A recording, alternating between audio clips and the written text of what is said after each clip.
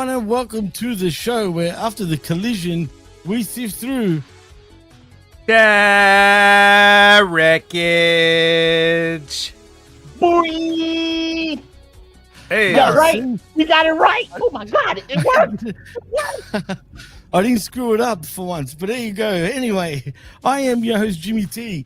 He is the best in the world, Jaime the Vet Williams, and he is the magnanimous, the glorious Chabelo Vera Cruz. And you are listening and watching live on her media group's YouTube channel and, of course, channelattitude.com after the fact.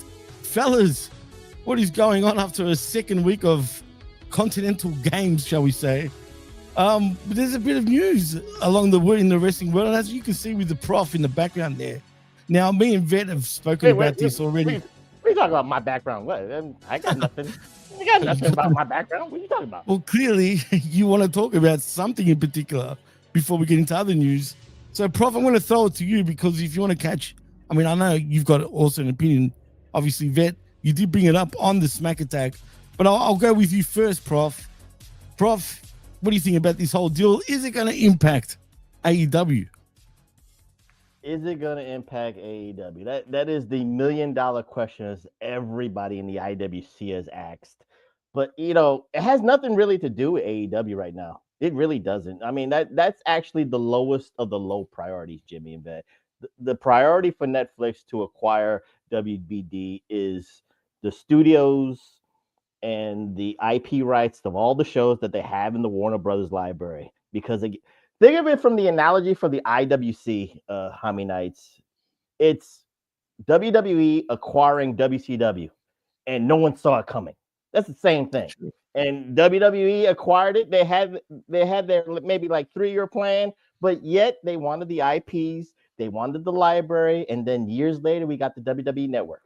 That's the way it will go. Same thing with what's happening with Netflix and Warner Brothers. But the thing about Warner Brothers with the acquisition of Warner Brothers is, I'm not going to say I fear for the actors, but you know where we are right now in 2025 and going on to the future and going on 10 years from now. We're worried about AI. So actors could be, swayed away. We could be worried about production grips because they could be swayed away with AI and CGI and shit like that. The SAG unions, the Writers Guild, because of AI. And now you got a monopoly happening here, which I think Malaka Jones is in the chat saying isn't illegal. Yes, it's going to be illegal because injunctions are going to happen in the next couple of months. I know Paramount, which everybody, even I said here on the Wreckage weeks ago, I said Paramount was going to get it. It's the same thing. Paramount with Eric Bischoff trying to acquire WCW, and Netflix is WWE just swooping in. So again, there's going to be injunctions, but it is what it is. I think Netflix is going to win. I see nothing happening here. I think Netflix is going to acquire the Warner Brothers, and we're going to have Hollywood West in Netflix and Hollywood East, because I think Netflix has got studios in the tri-state area on the East Coast. I don't know if it's New York, Philadelphia, or New Jersey, but Netflix is going to try to spruce up some studios, if you will, guys. So, they're going to try to create shows there. So, we'll see what happens, but AEW has got a contract until I think 2027, Jimmy. So I can answer that question. But with that being said, we've already heard how Warner Brothers has separate entities between the studios and TNT and TBS. So that just depends. And to answer your question, of course, Tony Khan is confident about the deal going into 2027. But it's very funny. He doesn't know the max numbers, but he knows his contract is ironclad till 2027. That depends on who the leadership is, Jimmy and Vet. It depends, because Zaslav, I don't know if he will retain the power that he has. When he got the deal in 2019, he had wrestling allies. He had TBS, TNT, wrestling allies. So Tony Khan was 10 years ahead of any startup wrestling company. Now all that is gone, almost. All that's left is Zaslav. So I don't know who the wrestling allies will be behind the scenes. But again, it depends on new ownership, Jimmy and Vet. We'll see. Interesting. And one more thing, and Vet can chime in here, because the deals that Warner Brothers has besides AEW, we have to remember NHL, is going to be thinking now what they're going to do in the next couple of years.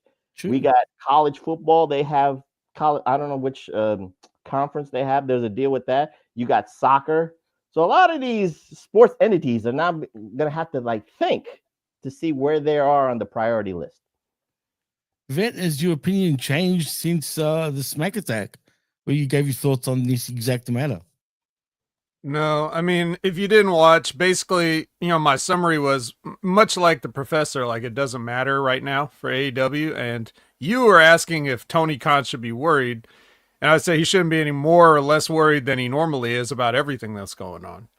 So, and if it comes down to it, it's nice to have like media rights deals and stuff like that. But if it comes down to it, he'll bankroll this thing out of his own pocket, whatever it takes. So it's not like AEW is in danger. That's what people keep thinking. It's funny how people keep telling Tony Khan how to run his business, not knowing that he doesn't care about running a business for profit, as if the business is what is required for him to survive. Most people that run a business need the income of the business to keep the business going. But this is a hobby, not a business. So it'll be around as long as he wants. And no mergers are really going to change that. If they axe AEW from Turner Networks for whatever reason, whether that has to do with Netflix or not, or WWE or not, then he'll just put it somewhere else. He'll make up his own streaming service. He'll put it on YouTube. He'll do whatever he has to, but he's not going to stop doing what he does. He's not only doing it because he got a network deal.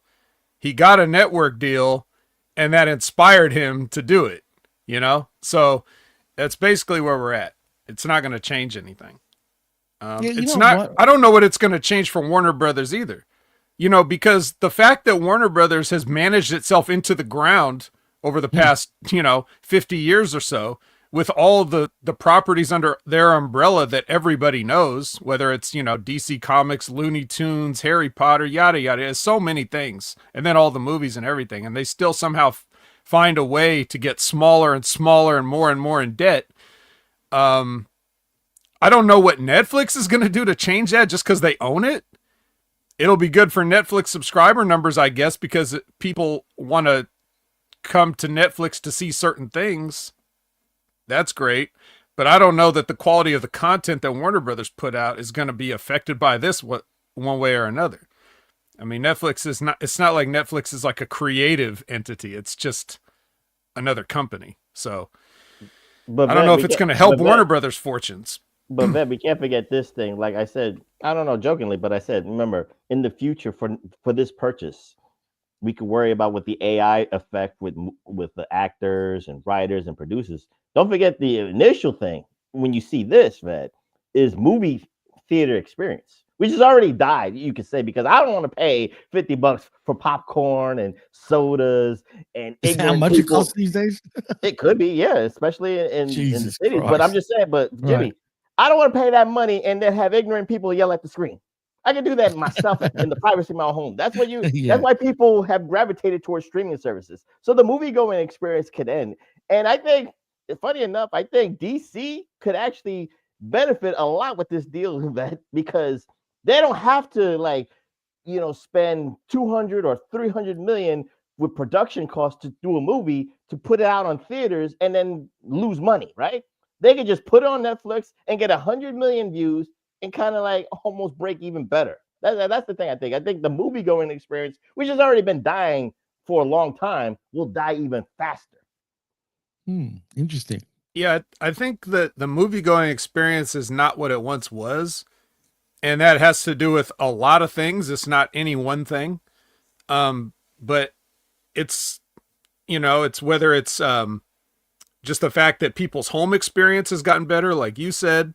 It's different than it was when you just had to watch the CRT in the living room with the the 19-inch screen or whatever, on a RF connection or UHF connection or whatever. RF. So that has changed, but also the prices of everything go up, and the people there, are kind of like, You know, it's just not as fun. It used to be a fun social experience, and for some people it still is. And it's going to be sad that it's dying like this, but the only problem is when you release it in theaters, when you release a movie, you have a big movie release in theaters. Those tentpole events, you know, that certain movies have become, not really every movie anymore, but certain movies are ones that everybody wants to see. When you take away the opportunity to know exactly, yes, this movie earned this much money. Movies that go directly to streaming, you could tell who's watching it, but you can't tell who signed up for your service and is paying you the monthly fee just to see that one thing. You really have no way to gauge that. So that's one thing that's always going to be like the trade-off, where you're going to want to get both. The only difference is now you don't need as long of a theater run to get your money. You can get that money in the first couple weekends. You could see where it's going, and then you could just put it on streaming with a quicker turnaround. And I think Netflix has put out a press release saying that's what they wanted to do. You know, just have a quicker turnaround from the theater to the streaming. So it cuts out a lot of middlemen to have this, this ability going forward.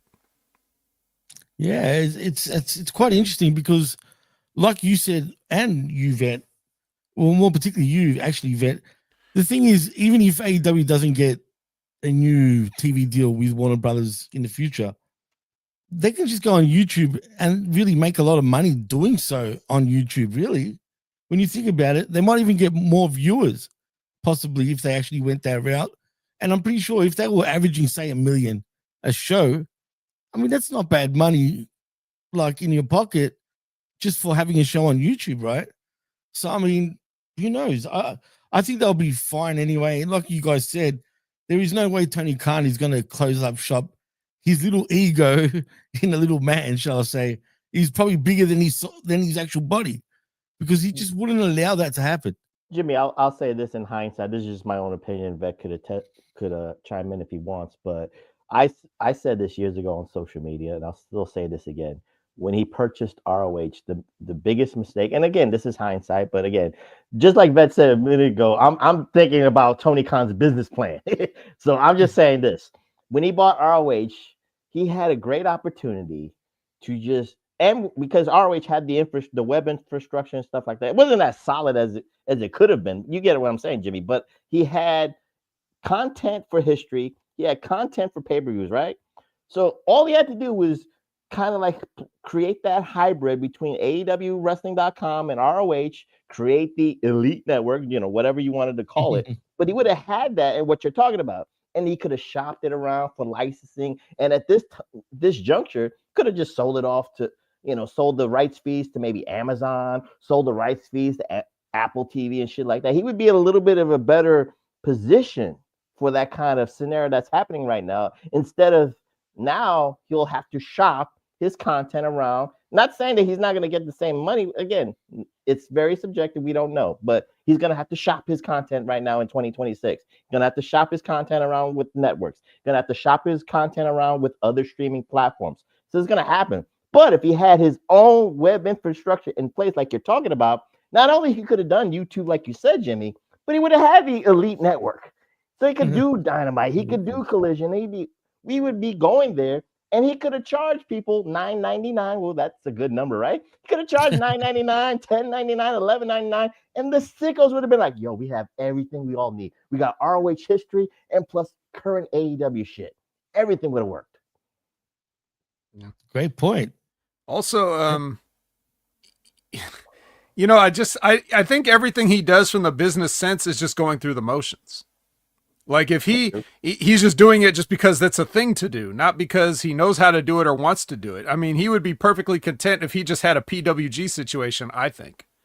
But I think that by doing the things that he does, like making the deals with the Turner networks and getting those rights fees and doing those things, like I think he feels more legit doing that.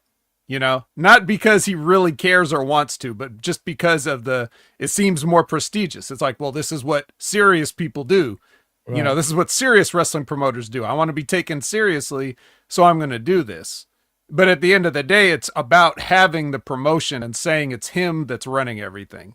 I think that's the most important thing to him. And that's why it'll always be what he wants over best for business.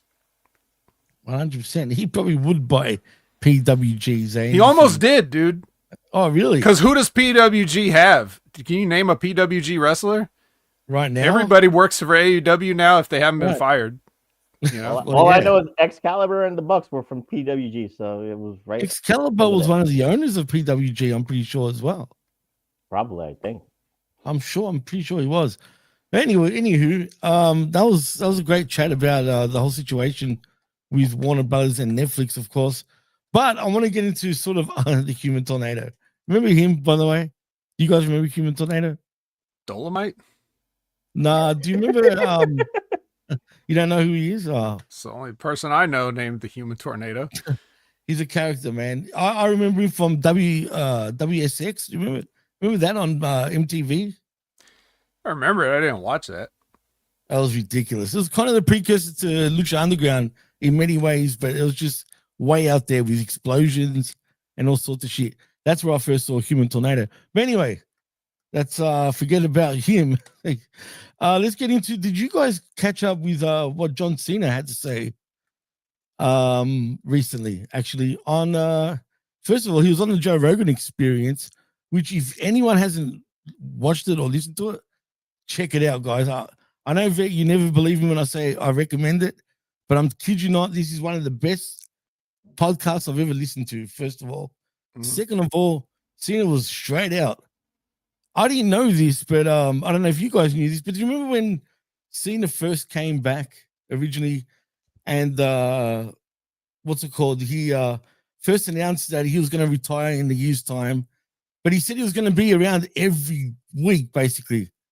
Every show. He was going to pretty much be on most shows. And then suddenly, after we see him say that, he disappeared for like 3 weeks and one night, then came back for the European tour for another 3 weeks and then disappeared for another month. Well, get this. Apparently, he wanted to do that. He actually did want to be at every date that he proposed. And he was talking about like over 100 dates even. But it was WWE that came back to him saying, oh, no, we only need you for about 30 dates. Which is surprising. Also, he was alluding that I don't even know if he wants to retire. Like, straight up. Like, he pretty much said that, there's still a chance that he could wrestle again. But I just find it weird that he's just come out and said all that. So I'm going to go with you first, Vet. Are you surprised by that? I mean, is it kind of weird? Is there really something really weird going on with WWE? And why would you want to? Wouldn't you want him around more often, like, than what we've had? Is it weird? Or am I surprised? Not really. Not, is it right. Is it weird? Yes. Is there stuff going on? Yes. There's been a lot of stuff going on since, TKO's there, and we don't really know how much influence there is on certain things for certain reasons. I wouldn't know why you wouldn't want John Cena around, other than you don't want to have to try to figure a guy into creative that eventually is not going to be a part of it anymore, but that's not really a good enough excuse. So I'm not really sure, but I mean, I think one thing that everyone can agree on is that none of this went how any of us expected it to go. Whatever that expectation was, this wasn't it. Nobody expected this, this roller coaster ride of randomness. If John's not happy with how things went, then he should be unhappy with himself for not just pulling the John Cena card and saying like, no, I'm going to do everything I want to do. But he's always, I guess he did that enough times in his career, and now he just wants to, go along to get along, right? I'm glad you said that, because that was going to be my second part, but continue on. Okay. So yeah, if he's able to, this is the thing that people that kind of do that get to say, like when you don't stir up any, shit, and you don't cause a ruckus, and you don't make life hard for everybody else, and you just go with the flow and everything, you always get the out of being able to say, well, it wasn't what I wanted to do, but I just did what the boss said. That's always your out. That's always your excuse for, for not being in a little more forthcoming or demanding or protecting your creative or whatever. It's the kind of shit that people that made people say dumbass stuff like Bret Hart took himself too seriously. Well, that's because he just didn't want to go along to get along, because this is what happens when you go along to get along. You get John Cena's retirement year. Yeah. Just a bunch of fucking foolishness that makes no sense. So, it's I'm not surprised to see it. I'm not surprised to see him keeping his options open, although that could just be lip service. He could just say that just so that people will hope for it or people will stay interested in what he's doing. But the farther away he gets from wrestling, just like everybody else, the harder it is to want to go back to it. You know, like you get out and you should enjoy the fact that you're out. You don't go back into prison, once you escape. So. Well, he did say after the Rumble, no one's going to remember him after that. He goes, it is what it is. Once the Rumble ends, no one's going to be talking about John Cena and stuff like that. I'm just going to be an afterthought. I think he's being a little bit dramatic there because it's John Cena. But it's interesting that he would say that. But, Prof, did you get to listen to the podcast? Or and if you did or didn't, what's your thoughts? I think, I always will say this. Wrestling is a drug for anybody who does it. Right. Mm-hmm. So, does anybody really retire from wrestling? So as long as you're involved in some aspect in the wrestling universe, that's what he loves. He loves to do that. And certain things that he said, I take to heart. Like he said, if I can't perform at the level that I deem that I'm comfortable with to give out that product for the fans, then I can't do it no more. I don't want to do it. I don't want to be a shell of myself. I can respect that. Everybody reaches that moment. When you're young in your 20s, you'll say all the right things, guys. They'll be saying, when I'm old enough, I can't do it no more, then I'll know when to step away. It's funny, but because by the time they reach that age, the mind's there. They know a lot more about the business. They know a lot more about the cadences. They know a lot more about the psychology, but the body just cannot keep up with that. And they feel like, oh my God, I wish I had the wrestling knowledge but my body wasn't there when in my 20s. I just did everything on my athletics. So it is what it is for John Cena. Maybe it's more about, I guess this is my conspiracy conspiracy theory. It's like the TKO situation, Jimmy and Vet, maybe he doesn't like it. He doesn't like the behind the scenes. Maybe he doesn't like the Nick Khan and Triple H, but he did love Vince McMahon. He was very receptive to Vince McMahon ideas, and that's why he never, he went along with the stuff, whether it was good, bad, or indifferent. He just went along with that, but he had a rapport with Vince McMahon. He had a rapport with his writing team or stuff like that. I don't know if the same rapport is there with Nick Khan and Triple H, but, again, Unreal. And I know Vet will talk about Netflix Unreal series, but we saw that dynamic. I haven't even watched the rest of it. I've only watched 2 episodes, and I'll stop watching it, man. But again, from that aspect, I'll say again, wrestling is a drug, and people just want to stay into it, But you don't want to be a shell of yourself. You don't want to be Indian Joe in your 70s wrestling when he did. You don't want to be even Ric Flair. He was wrestling even into the 2000s. Even I was more like, no, I don't want to see my man Ric Flair from the 80s doing what he did in the 2000s. I felt like that about Hogan even in the late 90s, dude. Yeah, I mean, you know what I mean? All your favorites, your favorite childhood heroes and shit like that, you don't want to see them in the 2000s. You're right, Jimmy. You're like, you don't want to see them in that light. The only one that was kind of like, it was okay with was like Bruno in the 80s. Because I never witnessed him in the 60s. So maybe I would have been more embarrassed seeing Bruno in the 80s, but they really like booked him at least strong enough. But you get what I'm saying? It's like, no, absolutely. Right. Hogan, Flair, Mick Foley to a degree. Oof. So we've seen wrestlers that we've grown up with. It's the same thing.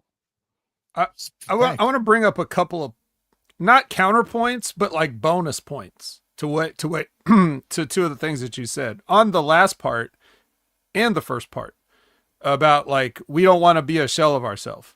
Most of the guys, if not all the guys that you mentioned, even late into their careers, they weren't really doing anything worse than what they used to do in their prime, because some of them weren't that good in the beginning. Like John Cena, right? Like John Cena's matches of late, when people are saying, "Oh, look at John Cena's shitty punches," it was like, go watch John Cena in his prime and watch his shitty punches. Like, everything he's done, his career has not been about him being crisp in the ring. It never was. So he's not really out of his league now doing what he's doing, even if that's how he feels. Right, and that's why he can get away with a few more years by doing that. Right. Much. He was never that guy anyways. Right. And even to the degrees of like Hulk Hogan, right? Hulk Hogan was the shits in his prime, like mechanically, not his psychology or anything else, but just as far as like throwing his strikes, doing his moves and stuff, like pretty much as bad as anybody. You know what I mean? Just, you know, so when he got older, he wasn't any worse at that. It was just, you know, you just look at him and he just, you know, he's older. So you're just like, old. And he was like in his 40s then, you know, guys are, AJ Styles almost 50. That's crazy. So then, you know, so from that aspect, it's not always about, even Ric Flair, like some of the matches, once he came back out of retirement, you know, in around 02 or whatever, like pretty good. He was still doing all the stuff. It may not have looked as good as it did when he was younger, but he still did everything. He took all the bumps. He still had a gas tank on him. I'm not disputing that, but like TNA, Australia tour with Hogan. Okay, but then absolutely. Yeah. Those are my examples. But that's that's when you should, you know, because you did retire and you shouldn't unretire, you know, like things like that. But the other thing is, what was the other point? We were talking about shit. Cena. I lost. It was Cena. Okay, and I was gonna make that point, and then there was another point that Professor brought up, but now I've forgotten it. So, damn. Mostly about the shell of themselves, and you know, growing up with your heroes. Like I said, like Hogan, Flair, and I said, you know, back then, you know, Bruno. I didn't grow up with Bruno.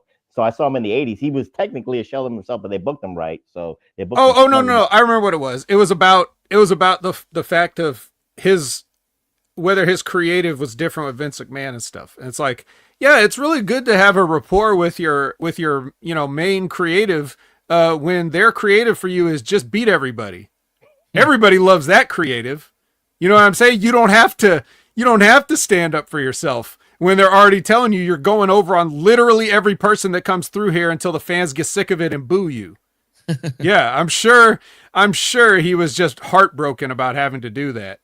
I think he could take a few boos for all that merch money and the fact that he never lost any fucking matches ever. So yeah, of course, when you're on that aspect of it, it's great. When you're on the other aspect, when you're on the other side of John Cena, though, that's when you're worried about your creative and you wish somebody like a Triple H could take over, right? So, you know, that's all I wanted to say about that.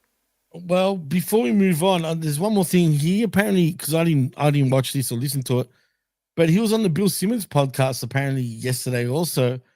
And one of the topics discussed, including Cena's thoughts about the main reason for his decision to retire from his in-ring wrestling career this year. And this is what he had to say.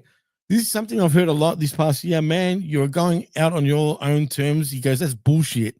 I want to do it forever, right? That's what he said. He goes, that's bullshit. It's not my terms. I want to do it forever.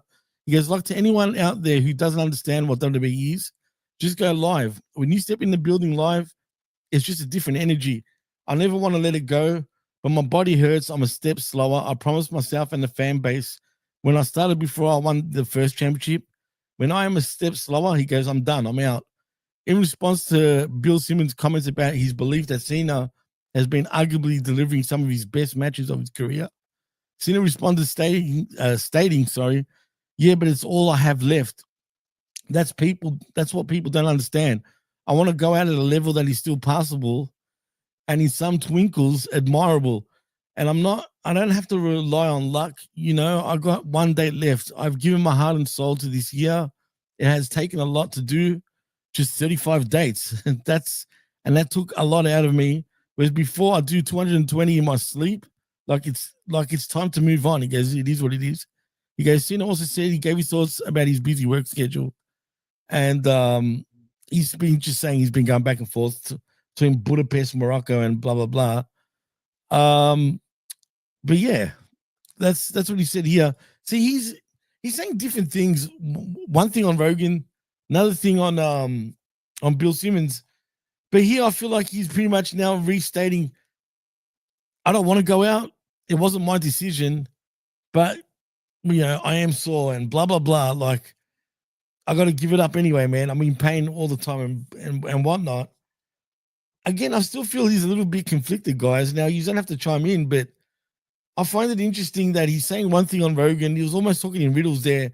And believe me when I say listen to that, because he talks about all sorts of shit. Because my next part was, do you guys remember David Otunga? He's got a podcast now. Yeah. Now, I've never listened to it. Clips floating around of that. Yeah, it keeps coming up on my feed, on my YouTube feed, right? To the point where I'm like, fuck it. Fine, I'll click it. I'm not subscribed. But he was talking about John Cena and his thoughts on Cena. The way he talks about Cena on that, dude, he was the biggest bully. What he did to him, and this is bad. But I think he just doesn't understand the business properly. Because to me, I think it was a test. You know how it is. You hear about it. Like, you've been testing these guys to see if they're they've got like a hard bone, like they can take all the bullshit and not just weaklings. They weed out so many weak people that have got talent, though, right? And Cena talks about this on Rogan too. How many there was a lot of talent that got pushed out because they just couldn't handle the bullshit and the politics in pro wrestling. And one example that Otunga said, the move where I don't know what it's called, but when you put someone on the rope, their neck and their head on the rope, and you just swing back and, you jump back and you sell it, right? Like you got whiplash, right? Well, he was meant to do that move on Cena, but the problem was, as soon as he touched the rope, Cena just sold it, and it looked bad. Like, it just looked totally bad. He goes, I didn't even do the move yet. So anyway, fast forward, after the match, they go to the back, and Cena just absolutely just gave it to him, man. I'm going to get you fired. You're not good enough to be here, blah, blah, blah. And he's thinking, what did I do wrong? He was in tears. He was saying, but in tears because he was angry. He's like, what did I do wrong? And even Goldust at the time, Dustin Rhodes, he said, nah, man, that's fucked up. That wasn't your fault. That's his fault. So Cena's just totally just going off at him. And like, for no reason, even when they won the tag championships, funny enough, together, because he wasn't excited enough, he felt, Cena decided to like tell Vince, hey, I don't want to be champs with him. So the next day they dropped the belts. It lasted under a week. That's my point. And I find that quite interesting. So anything to say, boys? Vet, I'll go with you first. While I fix this. I don't think anything that Cena's saying is conflicting necessarily, just from what you said. I think it's just when he's saying like he doesn't want to, he's not going out on his terms. That's just him trying to be like convincing himself. Metaphysical, John Cena always has this smug way of trying to sound like wise and zen, like some kind of a fucking modern day Buddhist monk or something. Like he's always doing that, saying stuff that you would put on like a motivational calendar and stuff like that. That's one of the reasons why it's his phoniness is a lot of the reasons why a lot of the other fans turned on him. Because they're just tired of his disingenuous bullshit, like trying to be a role model to everybody when, and then on the other side of it, you have stories like this, like what David Otunga's saying. So I think he's just saying that like, because his body can't go forever, that's why he's not going out on his own terms, because his own terms would be he'd be immortal, he'd have the fountain of youth, and he'd just wrestle for 1,000 years. I think that's what he's saying. He's saying because I'm not a god and I can't wrestle forever, it's not on my own terms, which is that could be another level of megalomania that he has. But so anyways, damn, if only I was a god. So now as far as the David Otunga story, yeah, this is a problem in wrestling where when guys, when guys like earmark you as not having it or they want you gone, they'll try to do things to expose you. But the problem is they pick the wrong things because they're not doing it. It's not like a real problem. Right. It's kind of like in boxing. Okay. Like, let's say Sonny Liston was told he had to go down when he faced Ali the second time. Right. Right. So he knows he's going down for a punch. Ali throws the punch. The punch isn't good, but he goes down anyway. The phantom punch, right? The famous photo of Ali standing over Liston after the punch that maybe didn't even touch him, right? And it didn't. So I know at that moment, it's like, oh shit, I have to sell it now, but that wasn't the punch to go down on, right? Because you're trying to do something, right? So it's the same thing. I've seen this happen on the level of, you know, on the highest of levels, like with the John Cena's of the world, and I've seen it at the lowest of levels, like where we're in class and people are trying to purposely make people look bad in practice, just so that, you know, it's happened to me. That's sad. That is sad, so like I know when these motherfuckers are doing this stuff and they're not slick with it. That's the problem.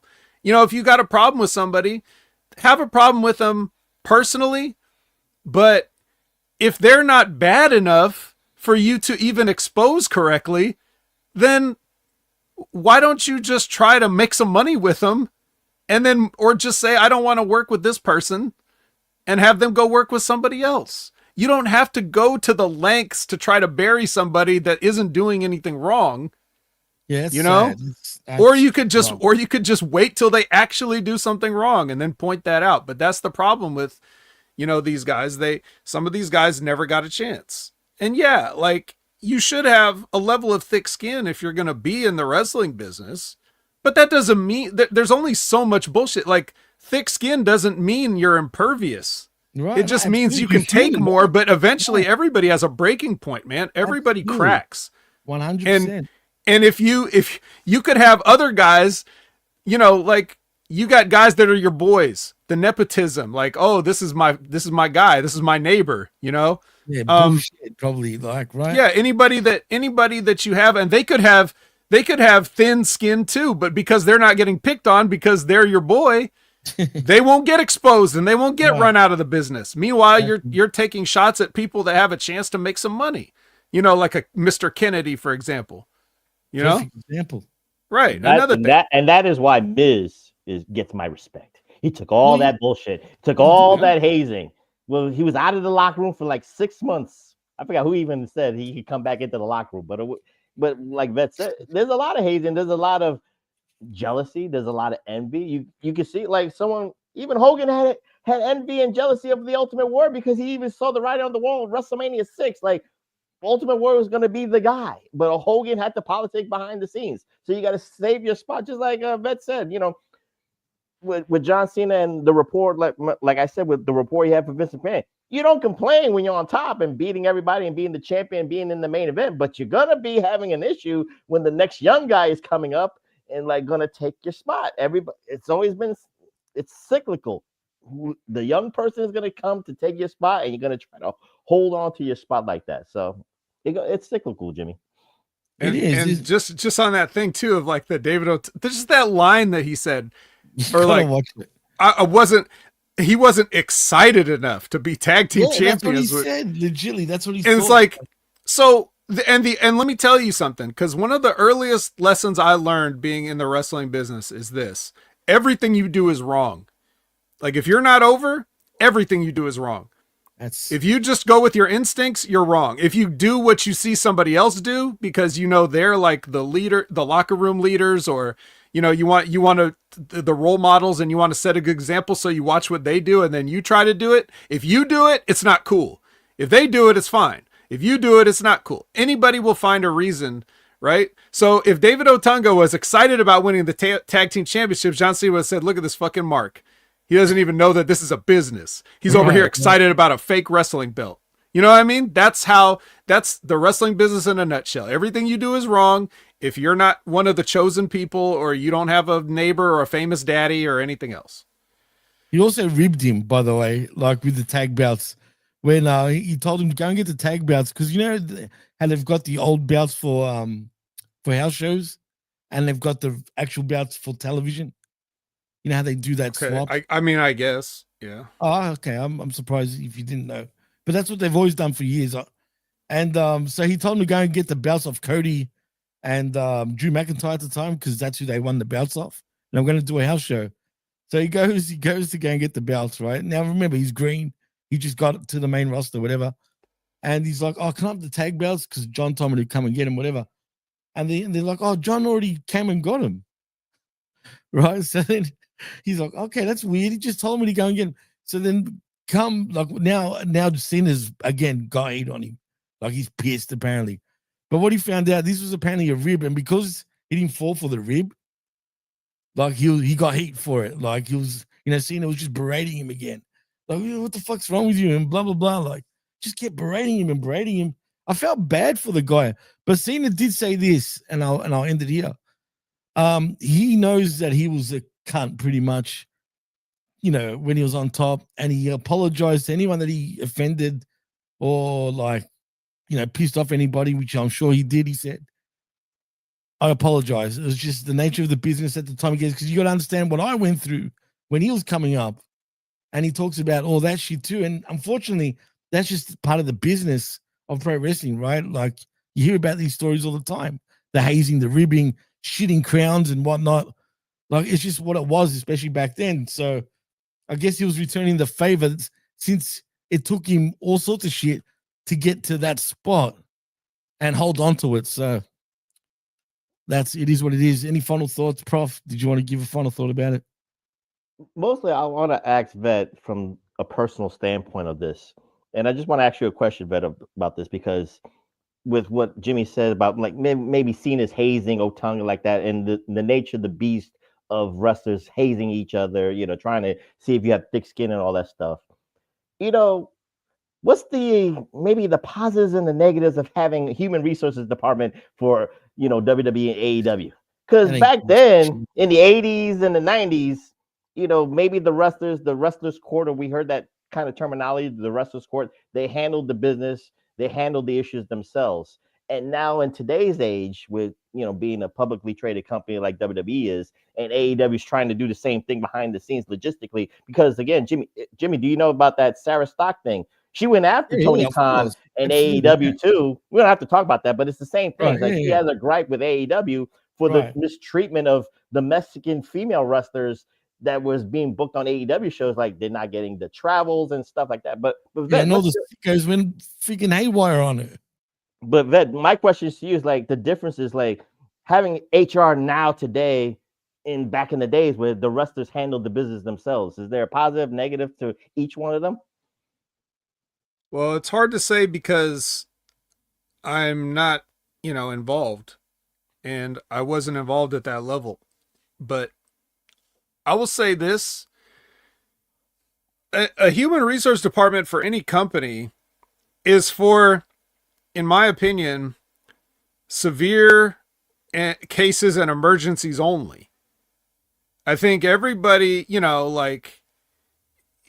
to whatever degree in your company, there's going to be like inappropriate behavior and there's double standards. So if you're just at a normal office job and somebody makes a sexually harassing remark, for example, now some women, let's say it's a woman for sake of argument, some women are going to report that straight away, and depending on that person's standing in the company, it may backfire and she may lose her job because she reported this thing. Some women are just going to take it in stride and they just laugh about it and they make a inappropriate comment back, even though there's never really any intent of say sexual misconduct or anything. It's just workplace banter, sexually related, joking. People have everybody has a different personality in these type of things. But it extends to the wrestling business the same way. Now, if you have an HR department in a fucking wrestling company, that's basically like it's like they've laid a trap for you. You know, like they put the sticks, the branches and the sticks over the pit, and they're just waiting to see if you fall in, right? Like you fell into the trap. You went to HR. Now we know you're a stooge. Now we can't trust you, so you've been marked, right? And then backwards though, man. Right. I mean, it is, but then again, you have to know what you're getting into. Well, that's it. Exactly. If you're a wrestler more specifically, I can't speak to everything else, but wrestler more specifically, you handle your business at that level first. You just have to. If you are getting hazed, you take the hazing. If people go too far, you have to stand up for yourself to that person. You can't go bitch to other people. You can't go say, yeah, because then again, you're a stooge, right? So you have to handle it. And if you handle it and handle your business like a man, you have a better chance of saying, like, let's say, okay, we talked about The Miz, right? You know, The Miz played the long game. It just took everything. And now he's one of the more respected people, right? He did that. He did what he had to do. He was able to do that. Okay. If you can't do that, if somebody takes, but I don't know how far they took it with The Miz. Right. You know, there's the story about like when they were overseas and JBL stole Justin Roberts' passport. So he got stranded overseas. If I was Justin Roberts, I would have kicked his fucking ass. When the first time I saw him, it would be on sight. I would have knocked him the fuck out, just like Joey Styles did. If Joey Styles can do it, Justin Roberts can do it. I would have punched Bradshaw right in his fucking nose, took his hat. I would have pissed in it right there on him. I would put the hat on him and pissed in it. Don't fuck with people's lives like that. There's a difference between making remarks and hazing and throwing people out of the locker room or shitting in their bags and whatever. But when you fuck with my life, that's it, you know? So you handle those things on those levels. And when you do that, the people like The Undertaker will see that and they'll be like, oh, I like that kid, you know, because right there, right. You know, so that's how it is. That's how it is in wrestling. And it's to a degree, it's like that everywhere. And I always tell you guys, whenever I get a chance or when the subject comes up, always stand up for yourself in life.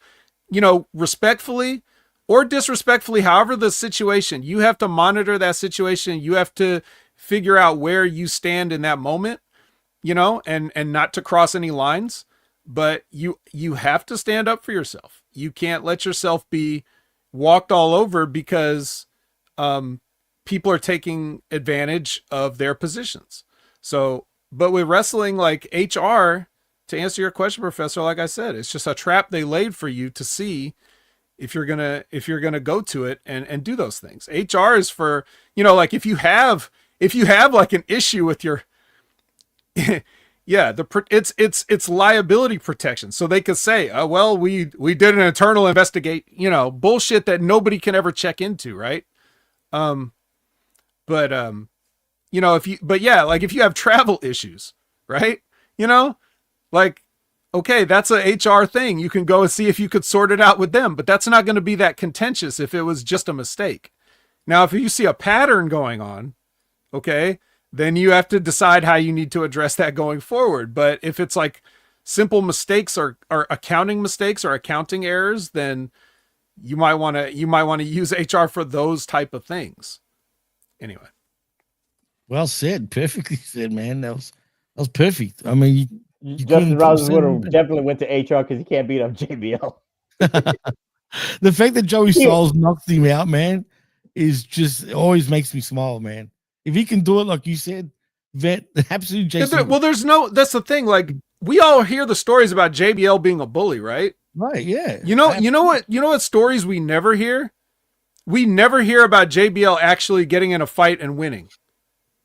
No. Good point. Everybody is people that got over on JBL because he's not tough. He's just a tall, fat guy. So when he pushes too far, Joey Styles knocked him out. You know, like the aura's gone. You just don't think of him as tough. He's just a fucking loudmouth. And it's kind of the same thing with Brock Lesnar if you think about it. Where's the stories of Brock Lesnar being tough? The only stories I ever hear about Brock Lesnar is he got pushed up against a wall by Jericho, or Jericho got in his face or something like that. And Mr. Perfect beat the shit and out of Mr. him. Yeah, him and Mr. On the Perfect was plane. fooling around, and that Kurt Angle schooled him in amateur wrestling every time they tried to mess around in the back. That's the only stories I hear about Brock Lesnar.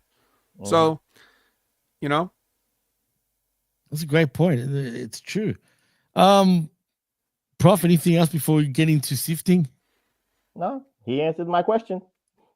All Good to right. go. Well, there we go. Well, boys, it's time. Unfortunately, because that was interesting conversations. I'm not going to lie. Yeah, sadly, we have to.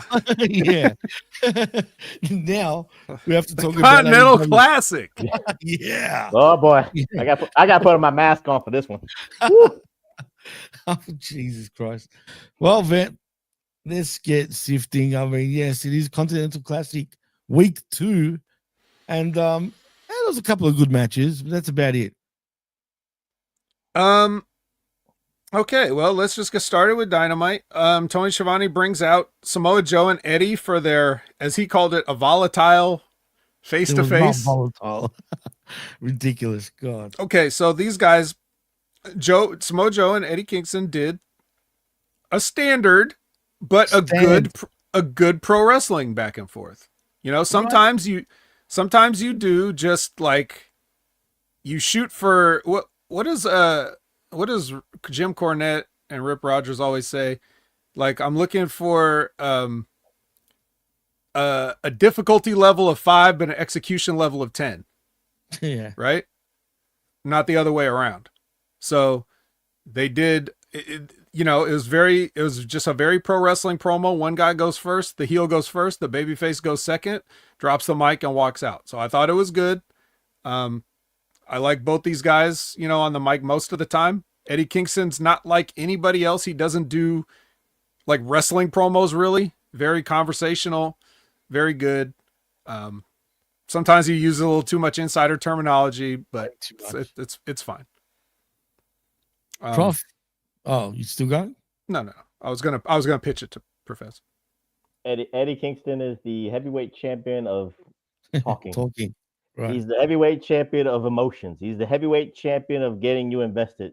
But then, as the old saying goes, the bell will ring for winter is coming. So it is what it is for that. It's not a dig at it, but it's just what. Again, it's a great way to start, guys. I'm not gonna sugarcoat that. It's a great way to start. We don't have to get into the Continental Classic, just like AEW does. Sometimes the way they open the show is like, we got a great show, and then we go into the match, and the bell rings, and Justin Roberts is like this the stupidest way. Sometimes the simplistic things help for the betterment of the show, and having a face-to-face between the heavyweight champion and Eddie Kingston is a great way to start the show.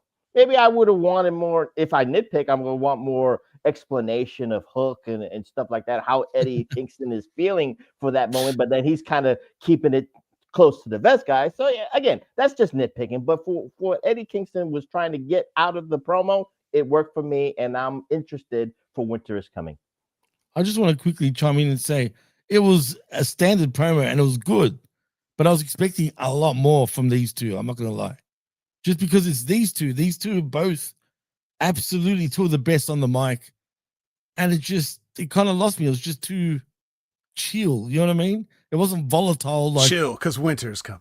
Hey, it's well, true. Let me just Maybe say that's this. why.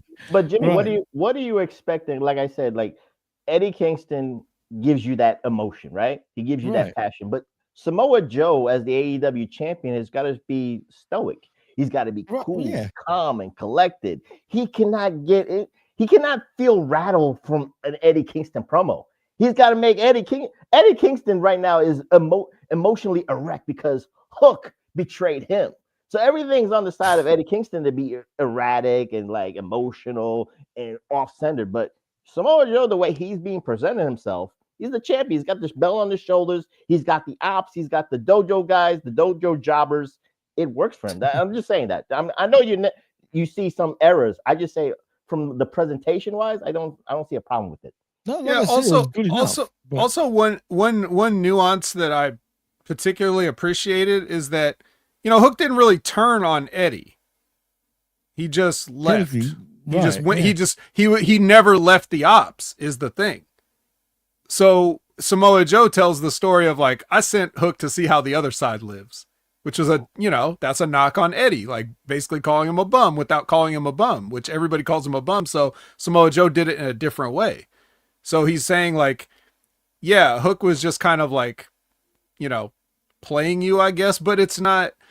Hook didn't like, swerve Eddie and like hit him with a, attack Eddie Kingston or anything. It was just more like, I was with Joe the whole time, and it was cool hanging out, but peace out. Like, we're not doing it anymore. So it's anytime there's like a wrestling turn that doesn't involve just like hitting your partner, the laziest thing ever, then I appreciate that. And I appreciate them nuancing their way out of it. But the only thing is, why would he want, like, why Eddie? Why would he send Hook to Eddie, though, at the time? That's what doesn't make sense. Because Samoa Joe can, and he did. That's what it was. Because they're retconning this, because this wasn't the plan, so they changed plans, and they just have to make up an excuse. 100% it wasn't. I lean towards that way. I feel so that's that way fine. too. That's fine. It's a good way to get out of it or explain your way out of it, Yeah, they're lucky for that, at least. But yeah, anyway. Speaking of the ops, they do a promo. The rest of them do a promo. And what I took from this promo is that they said that the Dark Order was impressive. Where the fuck did they? Anyway. Must have been, yeah. Well, I guess the only people watching Ring of Honor was the ops then, because it's the last time anybody's ever seen the Dark Order. So I'm just saying right there, guys. If the Dark Order is having so much momentum in Ring of Honor, shouldn't they be going after the Ring of Honor 6-man titles? There are 6-man titles there. There's no need for the ops to even give the Dark Order, who haven't been on Dynamite or Collision TV in how long, to even earn a match. That's all I'm just saying. I guess I'm sorry. What was AEW Championships on the line on friggin' Ring of Honor? Yeah. Guys. Look, well, I don't watch Ring of Honor, so I can't even say that the Dark Order hasn't been going after their 6-man titles. I don't even know. For all I know, they could have been, and it just failed. I have no idea what the storylines are there anymore. Before you move on, though, Vet, actually, I know the chat wanted to know what our thoughts was about Monet losing to Velvet. Can you believe that? What the hell, Red Velvet? Ring of Honor. Now, I didn't even watch the match. I didn't know about it till I was looking at the news. Did any of you guys watch it? Obviously not, right? No. All in due time, though. I mean, we could just come to that when we come to it. This is Wednesday. It hadn't even happened yet. Why don't you why don't everybody just calm the hell down? Right, exactly. Right? Wait till Collision, Jimmy. We'll talk about I'll get you. I'll get into it. Cool. Okay. Yep. I've got a little, it's right here, and it's all here in the notes. Oh, beautiful. All right, cool. Just making sure, that's all. But instead we have a Gold League match, and it's Pac versus Okada. So obviously this is going to be just fine. And he goes for Pac goes for the brutalizer. Okada cradles him up, so he's going to get a quick one. And there you go. I mean, Pac looks though, man. Looks like straight out of the 70s. Yeah, he does. He kind of does have that, like, with the high socks with the stripes and everything. He's like, come on, man. I know it's sort of a Dynamite Kid sort of look, an old school Dynamite Kid, like even before the Bulldogs. But he looks like a friggin' an instructor at the gym that fucking does Tybo or some shit, but from the 70s. He sure does. He looks like Tom Bellington's older brother. That's the way he looks like.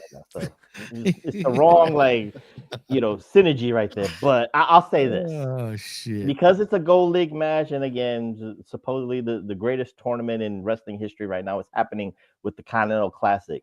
I will keep stressing this to the Haminas. I'm sorry that I'll have to keep repeating myself, but with Pac wrestling, we have to at least address for a second. Because I know Moxley and then Claudio will be later on into the Wednesday show. But again, the Death Riders scenario, which the Sickles keep telling the professor, it's playing itself out. I'm telling you right now, they don't do it. They don't do it justice, guys. That's the problem I have. And with Okada needing 3 points, because again, we know that the overall plan, supposedly, who knows? Again, Tony Khan could try to be unpredictable here. But we know it's supposed to be Okada against Takeshita. So this is just filler time to have a good match, a good five-star match for Meltzer to say, oh, my God, this is the way I love it. This is wrestling and shit like that. But again, the nuances of telling little stories here and there. That's all I say.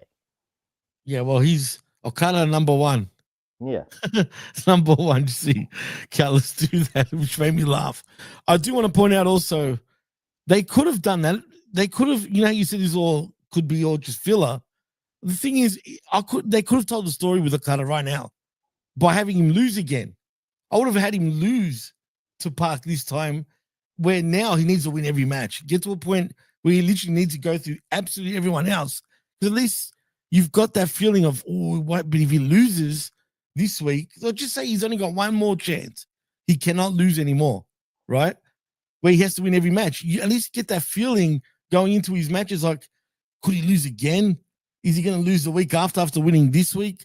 Like, do you know what I mean? But no, instead, like, he gets the win, and now we're back, like, basically. I would have done that to be a little bit different, and that would have told the story in itself leading up to the Takeshita match, but I guess Tony knows otherwise. Well, who's the babyface in this situation? Really, no one, but Okada, I guess you could say, was the babyface. Well, he would be babyface. No, I'm not talking about with Pac. Oh. I'm talking about with Takeshita. Oh, good point. I mean, again, no, it's not a good point. It's a question. I'm asking you the answer to the actual question. Okada, there is a right answer. Okada, and good point is not it. Who's the babyface? Technically, Okada or Takeshita? I would say Okada is in this situation. Okay, well, clearly you haven't been paying attention, because the whole idea is you have Takeshita. Yes, Takeshita is the one who's being put upon by the Don Callis family, and everybody's sort of kind of laughing at him. They want him to break out of the family and go on his own. That's the whole idea of it. That's what they're doing. Am I wrong, Professor? Is that not what they're setting up? How do you think of it like that? It would be like that, except there's little to no nuance of it to show it. Right. You can see like little bit, like something so simple, like that. You could say, like, production wise, you can see Takeshita should be in the back looking at the flat screen of Okada. Like, none of that shit. None of that shit is. Well, it's not on. It's not. There's not a game of one-upsmanship going on. It's Okada taunting Takeshita and him just taking it.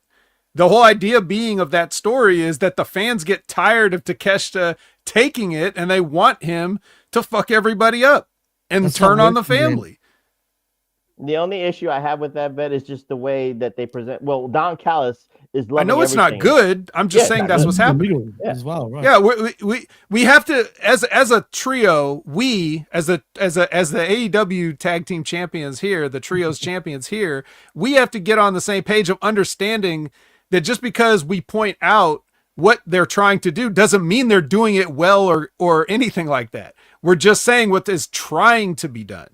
Mm-hmm. So separate the idea of quality from actuality in your mind. I'm not saying it's good. I'm not saying they're doing a good job, but the idea, this is a classic thing of, like, there's a heel faction. There's one heel. The fans want the heel to break out of it. All the other heels in the faction seem to be going against the other heel. And then when he finally turns, or when Takeshita finally turns, then everybody's happy because they've been wanting to see him get back at these guys for treating him like this whole time. So in that sense, putting Okada down 2 matches puts him in the babyface role so that when the eventual meeting comes in, yeah. Now, the fact that Okada is just way more entertaining than Takeshita, who's a fucking cheese sandwich. Like I've been saying for years, everybody else loves Takeshita, and I'm just like, this guy's boring and flat. Like, the fact that Okada's doing the entertaining stuff, the crowd is cheering for him. They cheer for him giving them the finger. They cheer for all this stuff that he does. They cheer for him calling people bitch. He's doing heel things, and the people are liking it because it's entertaining. Because what's the best way to be a babyface in 2025 and going into 2026? Be a heel. Okada just gets it, man. That's what it is. He adapted to the American style and the American showmanship. He has pretty well too. Has not. So Red has pointed that out very eloquently here. Yeah. So I mean, it's not working the way they're trying to do it, but that's what they're trying to do, and so that's why. If it continues to not work out for Takeshita in terms of the fans, right? Do you think they will actually pivot and go the opposite way, like long term, or do you think they'll just stick to it? No, I don't Sickos think don't it's. care, Jimmy. You know that. Sickos don't care. They Yeah, just well, want to see the match. First of all, you're right. No, you're right for sure. I don't think. I don't. I don't think that the fans are not going to go with Takeshita. I just think that they're only cheering Okada now because everything's a joke to them. So they laugh at whatever's entertaining. He's a joke to him. True. It's a joke. Yeah. I mean, not, yeah, they respect him as a wrestler. But what I mean is like, he's saying, he's doing comedic things now, Right. Oh, so sorry. I didn't, it was an accident. I turned off the TV, stuff like that. They're laughing. Anyway, Mark Briscoe cuts a promo and he says he's going to give Daniel Garcia international ass whooping in Wales. So I like the new TNT championship, by the way it looks. I think it looks way better. This the little camo, little camo. Arctic camouflage. So earlier in the day, the Demand commandeered a camera crew, according to the announcers, and they're doing Ricochet's going to be doing a lot of charity work now that he's the national champion. So first he's going to take on Dalton Castle at Final Battle. That's his first active charity, and then he's going to face somebody at Collision, whoever that may be. Well, we know now, but at the time we didn't know. So that's his active charity that he's putting forth. Then we have Renee with the Conglomeration, and Mark Briscoe's back, and he's saying that like, hey, we got the Conglomeration facing off, so somebody's got to win, damn it. And Roderick Strong's like, I'm not in the Conglomeration, and he walks off. So yeah, there you go. And he shoulders Orange Cassidy on the way out. Right. By the way. And he's like, he probably didn't see me standing. That's funny. This is a great example of him trying to break away from a group that he doesn't even want to be in. That's just what I get from this. And the little nuance, which is all I ask Vet and Jimmy, like you put a story within the Continental Classic, you have a little infighting, maybe a little tension, and now you got the alternate for Kyle O'Reilly, which would have been a great maybe babyface versus babyface respect match in the Continental Classic, which would be boring and mundane and just point driven and stuff like that. Now you got a little intrigue. You got a little intrigue to see where we go with this. Again, Roderick Strong, he's a charisma vacuum, so I really don't care. But at least with this situation, guys, it makes it interesting to have this match within the Continental Classic. Now, Darby Allin, speaking of alternates, Darby Allin's in the hospital. So I guess he got fucked up in that match with Kevin Knight, and now he's, at this point, we don't know what he's going to do, but eventually it's going to be said that he's not going to be able to be in this tournament anymore. So if Darby's hurt, it must be bad. Nevertheless, I think within the, I didn't mean to interrupt you, Vet. I think within the Dynamite showing, when they did the match, they showed the spot where Kevin Knight did his jump off the top. He hit him in the neck, and then Darby just landed really weird from the back of his neck, and then he said he couldn't feel his legs. Shit. Yeah, so all that credit I gave him about selling, I guess maybe I should take some of that back. He didn't have a choice. No, do not do that, Vet. He sold his ass off. You know the real reason. This is all fake. He's got a skateboarding tournament, and he's just trying to write himself off. I'm not going to take that. I'm giving you all the credit, Vet. He sold his ass off. All right. He's the best, as usual. Well, speaking of Kevin Knight, Gold League, Kevin Knight versus Kyle Fletcher. Can he injure Kyle Fletcher too? No. He'll just take a brain buster and lose. Then Josh Alexander and Hechicero come out with Don Callis. And then they have the Bucks' money, and the duffel bags. And then the Bucks come out and beat up everybody. And then Okada comes out and cuts them off.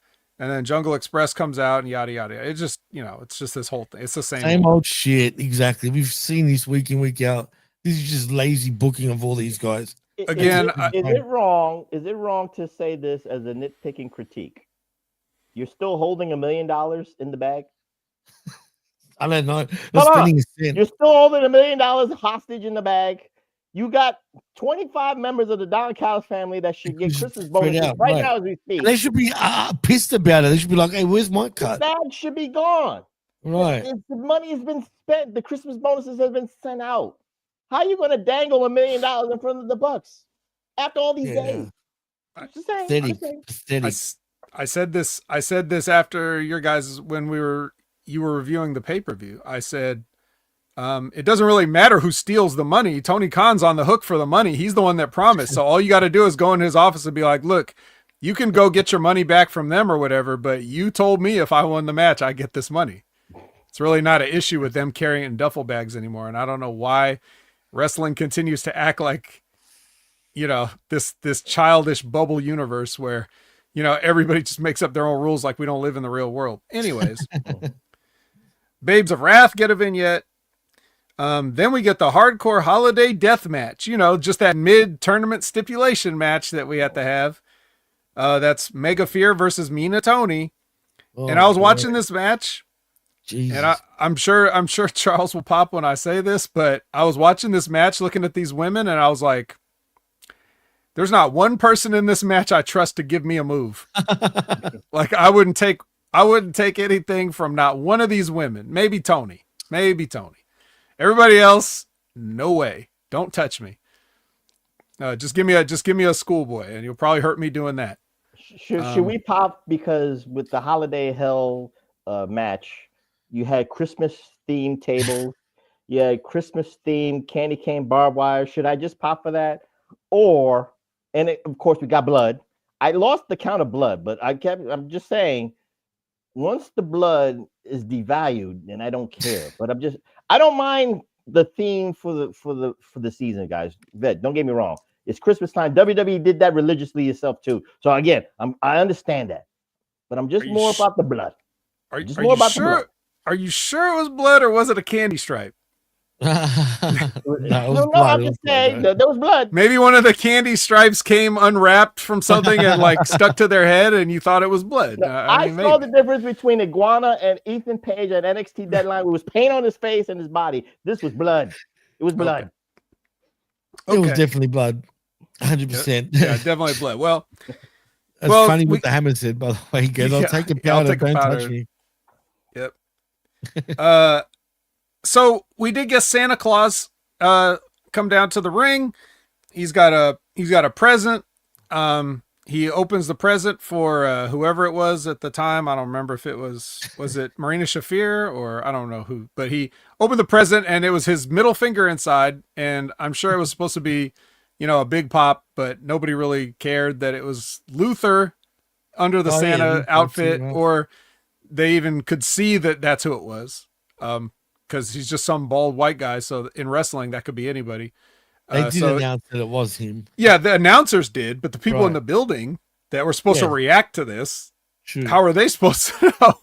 So anyway, that happens, and then Tony gives Marina a DDT in the tax and hits her in the face with a shoe, and then gives her the large package. Yeah. So there you go. It went for a long time too, by the way. It went for a long time, Jay, but at least the Timeless Love Bombs got their revenge from Blood and Guts. So the payoff was right there. Not only do they go to the finals, but they get their revenge from Blood and Guts. Mm-hmm. Wouldn't it be better at a pay-per-view though? Like you do that at a pay-per-view or some shit? Like, that's the middle of a tournament. You don't do middle of the tournament at a pay-per-view. You gotta do finals at a pay-per-view. Sure. Cool.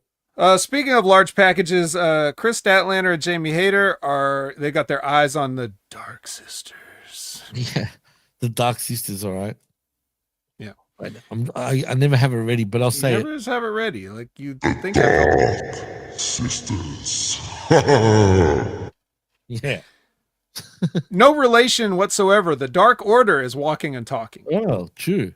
And then they run into Hank Person, Adam Page, and Alex Reynolds tells Hank Person, no matter what happens out there, don't ruin this for us. So I was like, it's too late. He showed up. It's already ruined. This whole thing is ruined, having to watch you guys wrestle and then watching Hank Person. But we'll get to that in a second. Though, man. The fact that he eats dicks for a living, like after that, I was just like, nah, never am I going to be a fan of you. I'll just say this. and then you could go on to the next segment with the Dark Order. But I look at that as like, I don't want to say this. How can I say it like without disrespecting the whole situation? Just The stink of the Dark Order is off Hangman Page, right? He already went to the point that he won the Owen, and then he won at All In, and he's the heavyweight champion. He's got this program with the Ops. He's fighting with Swerve and shit like that. And then you got the Dark Order. That stink of the Dark Order. He got it off of him, and then just for that little fleeting split millisecond, he got it on him again. I don't like that. It just doesn't belong on Hangman or Hang Person. Yeah, it's true. I mean, but too late now. You know what I mean? It's too late. I mean, some would argue it never came off. Some of it, a lot of the lingering stench is probably one of the reasons why we're just not buying Hang Person, because we've already seen him do these dumbass storylines, and we lost faith in him back then. And then giving him the championship doesn't wash that away. I thought just like putting cologne on doesn't make up for taking a shower. No, it was the cologne. That was winning the title was the cologne, but the stench was Right. still there, so the cologne just wore off. Right. That would bother me, Yeah. man. If you had a stinky wrestling, you had to be in the fucking ring. Oh my god. Yeah, I can only imagine. It definitely Yeah. happens. So, I'm sure everybody here smells beautiful because it's Renee and Ultimo CEO. She basically just does a promo saying she's going to beat Velvet again. We'll see. Then we get FTR and Big Stoke addressing the Bang Bang Club. So the Professor was happy with this. And then we get the Ops versus the Dark Order. So guys, we don't need to get in depth and review this, but I did have a note, and I think it's important to say. It might even be soundbite and or clip worthy. Oh, but get ready, Jimmy. In the moment in the match where Hobbs went for a pin on Evil Uno, and Reynolds and Silver come in and break up the pin and then start punching Hobbs, right? That whole spot there. That right there is exactly why you guys aren't allowed on Dynamite anymore. Like anybody that watched this and watched you trying to throw punches, which you are never going to live that down from way, way, way, way back in the infancy of AEW, where the camera caught you punching the mat. The first two shows of Dynamite, I remember that too. Right. And 5 years later, you've learned nothing. You have learned nothing. No. This is why you're not all, in case you were wondering why you haven't been on Dynamite, go watch yourselves. And that's your answer. This is why you're not allowed on Dynamite. Not that everybody on Dynamite is some kind of a technical wizard, but especially the punching department. It seems like a lot of them can't punch. Yes, but you guys are a class below, like far below. This is why you have an exclusive developmental program called Ring of Honor. Use it wisely. But you're not using it wisely. Ring of Honor, who used to make their name on technical wrestling. So in any case, so after the match is over, because you know that the Dark Order ain't gonna win. So Hang Person tries to go after the Ops, and he gets a little bit, but then all the Ops, the Ops guys come in, the dojo. Yeah. They come in, he beats them up, and then security comes in. So he beats up security while the Ops take a powder. Good for him. Good for him. Beautiful. That's a great way. That's a great turning point of the show. Again, the Dark Order is the Dark Order. We already know that. They can't throw punches. They make the air can hit you back with the Dark Order and shit like that. That's as bad as it is, but you gotta at least have some high level clusterfuck ending for Dynamite. And this is, I'm not saying it's great, Vet, just was needed. Yeah, but you know what's even more ridiculous? The fact that it took the Ops so long to beat the Dark Order, man. Yeah, it didn't even take that long, but it still took too long. It felt too long, yeah. Also, this wasn't even the ending. It's just a schmaz in the middle again. So right. I just no. And also to our conversation about HR, like, I don't know where security goes. Like when they get assaulted by, Adam Page, cause they're like a third party. So like they can't go to AEW HR to say, hey, one of your guys hit us. I don't know how that got to work. I guess lawyers have to email each other a bit on that one. Unless there was a, what do you call it? A union on site, then you can go to the union manager, right? Or whatever. The union rep. A union rep, exactly. That's the word. Mm-hmm. But no, we're in pro wrestling, so I guess it doesn't work that way. Well, you can't go to Bryan Danielson because that's the only kind of guy that should be like the wrestler's court judge. But wasn't he like a rep of something similar for AEW? Yeah, whatever that. He's the head of the internal investigations committee. That's the one. Renee's doing some internal investigations with Don Callis and Proto Okada and Takeshita, and she's asking about the belt situation. Like, why didn't you put up both parts of the belt? I'm like, on this Continental Classic, and then Don has to explain the lineage of this unified championship that Okada's carrying. So Don is saying that unified championship is not really a championship. The belt is just a symbol of so that he doesn't have to carry around two belts, is basically what he's saying. Exactly. And Renee's like, you didn't answer my question. Why didn't he put up both belts in the Continental Classic? And then he got tired of her questions. I don't blame him. Yeah. Then we get a promo of Hang Person yelling at us. I don't know what we've done to deserve this. If anything, he owes us an apology. And then Moxley is entering the building from outside. Renee is reporting from the audience, doing one of those things like, I spoke to John earlier today. Like, it's your husband. Of course you spoke to him earlier today. But anyway, she did that. She did that whole thing like the NFL sideline reporter. Earlier, I was talking to Patrick Mahomes and, like.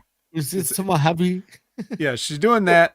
Wait. Let me ask you this, Vet, because this was weird with Renee just doing this sideline reporting like it was an They've NFL never game. done this. So is this supposedly the story that we're trying to grasp here with the Death Riders?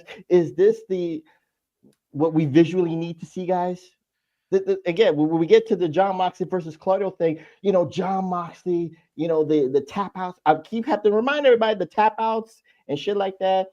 And of course, Claudio being the new CMLL champion. Pac had, with Pac lost here too. So who's going to be this leader? Who's going to be the guy that's going to take over the Death Riders? Again, I haven't seen it, Jimmy. You know me. I've been saying neither have I. I was saying this before. They don't show enough that there's trouble in the group. Only occasionally, there was only one time. It was about 3 weeks ago where Pac was giving little signs with his eyes when they were doing a promo backstage. That's the only time I saw something. Other than that, nothing. All I took from this was that it's a sports-based presentation. That's all I took. Okay, there you go. Cool. A la carte. I'm taking the sideline reporting as an a la carte sports-based presentation. We've been waiting for this. We've been promised this. We haven't been getting it, so I'll take this. It was always meant to be a more sporty presentation, right, Vin? Yeah, always. So, speaking of sports, CMLL, like the oldest sport of wrestling, it is still around, and Claudio won their world title, and we got some footage of that. So you could, they show that footage. He wears the belt here. And then we got our main event. It's a Blue League match. It's Mox versus Claudio. So here you go. If there was any storytelling during the match, maybe it was lost on me because I was phasing in and out of it. But I did see that Claudio won with the uppercut, and John Moxley was put down. Yes, and bloodied him to bits, pretty much. That's right. They tried to recreate the WrestleMania 13. They actually did. It was a poor man's version of it, though. Really bad. So poor. It was really. But at least Moxley had like the right facials. He had the right. Well, no, he had the right cut. To do it because it was bleeding just to the right point. It even looked similar, but yeah. So, but it didn't matter. As much, because I know Vet will talk about this when we'll talk about Collision in a second, but I just want to point out because psychologically, again, like I said, Mox has been tapping out and he's had the hurt ankle or something like that because of Kyle O'Reilly and stuff like that. The basis of this match was very more upper body. It was not lower body because Claudio, I guess there's ethics. There's a code within the Death Riders. Even though they train like days in and days out, supposedly. That's the gimmick. They train against Never each stop other. training. They beat the shit out of each other. It's all about the next day and who's the best. But I just found it funny that Claudio never went after the leg. He never, he's supposed to do scouting. That's all I'm just saying. He's a very honorable man. Now I will say this though. Now, so we're asking about this story. We keep talking about, do we get a story here? Do we get some dissension in the Death Riders? Does anything ever like advance or whatever? And I found that interesting because of all this whole bullshit match. The only thing I was interested in was after the match, Jon Moxley's on the outside, just sitting there, right? Like cussing at himself for losing. Marina's over there like, they're there, it'll be okay. Claudio's making the rounds with the rest of the Death Riders and he's like dapping them up and like they're all saying, hey, good job and everything like that. And he's making his way around the ring over to where Moxley is. And right when he gets to Jon Moxley, it goes off the air. So the one interesting thing I wanted to see, which was the interaction between those two guys, and they cut that off. We didn't get that. I assume nothing really happened. He probably just, helped him up and, shook his hand or whatever, but we didn't get to see that. It is funny you say that, Vet, because I can answer that question because you had to go on their YouTube channel.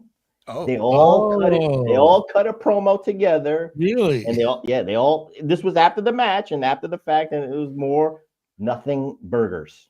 That's all I will say. Really? They talk about how it's all about the next day and all this shit about that. Really? But they cut a promo together. Jon Moxley with a little bit of a crimson mask, and I think Claudio was doing some push-ups while Mox was talking, but it was big nothing burgers. I'm glad you even said that. He was doing a warm down. That's all I wanted. That's all I wanted. Even if it's a nothing burger, at least it's a burger, like I just wanted to see it, but they couldn't have, with all their damn overruns, they couldn't.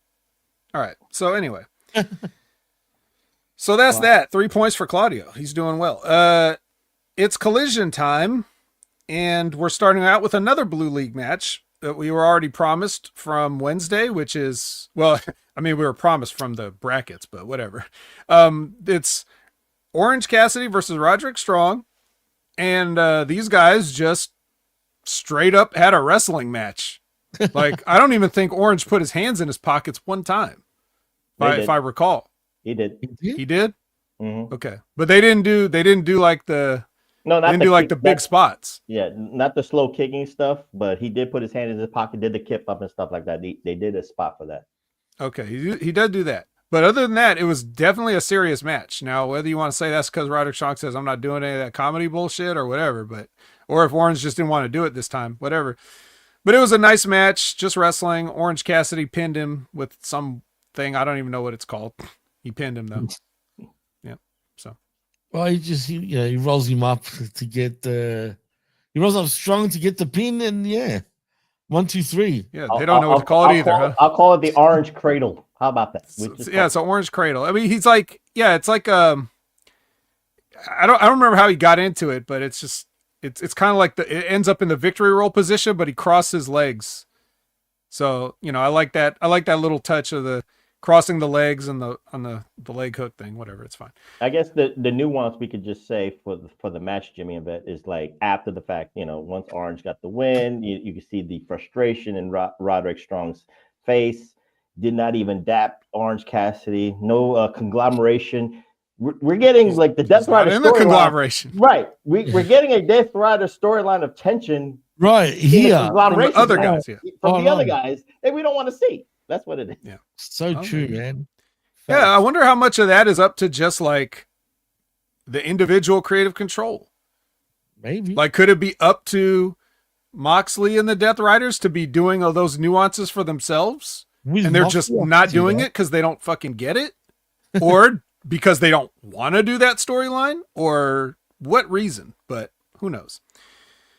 What we do know is now we make it official that Darby is out, and Little Brooks Jensen is in, and Darby cuts a promo about how he's mad that he can't do it, and then he says, "I guess just win the whole damn thing," or whatever he says to the Luke Perry's kid.